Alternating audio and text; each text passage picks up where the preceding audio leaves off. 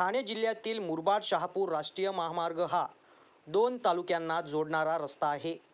या रस्त्यावर काळू नदीवरील 2 वर्षापूर्वी बांधलेला पूल याला मोठे भेगा पडल्याने होणारी दुर्घटना टाळण्यासाठी तात्काळ वाहतूक बंद करण्याची मागणी येथील नागरिकांकडून होत आहे. मुरबाड शहापूर या रस्त्यालगतच्या तालुक्यांना जोडणाऱ्या रस्त्याचे काम व शहापूर कर्जत पर्यंत प्रस्तावित रस्त्यावरील काळू नदीवर हा पूल बांधण्यात आला होता. MSRD या विभागाकडून या रस्त्याचे काम गेल्या 5 वर्षापासून कासोगतीने सुरू आहे.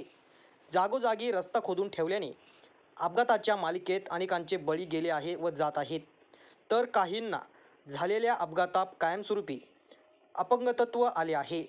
या रस्त्यावरील काळू नदी पात्रात 2 वर्षापूर्वी बांधलेल्या पुलाला भेगा पडल्या असल्याने हा पूल जणू मृत्यूचा सापळा बनला आहे. हा पूल 2च वर्षात ढासळून लागल्याचे पाहता या कामावर नेमलेले जबाबदार अधिकारी इंजिनियर जरी उच्च शिक्षित असले तरी त्यांच्या कामात उंची नसल्याने 2 वर्षात लावलेला कलर निघण्याआधीच नदीपात्रातील पुलाला भेगा पडून जीवघेणा बनला आहे.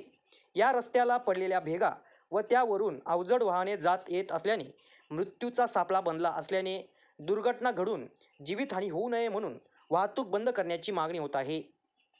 विशेष म्हणजे ज्या विभागाकडून हा पूल बांधला गेला तो MSRDC हा विभाग उपमुख्यमंत्री एकनाथ शिंदे यांच्या ताब्यात असून या रस्त्याचे काम करणारे कंस्ट्रक्शनचे ठेकेदार हे सध्या या शिंदे गटाचे उपनेते आहेत. मात्र या भ्रष्टाचाराला आळा घालून पारदर्शक मुख्यमंत्री फडणवीस कारवाई करणार का की मित्रपक्ष सलोखा वाढवण्यासाठी पाठीशी घालणार हे पाहणं महत्त्वाचं ठरणार आहे.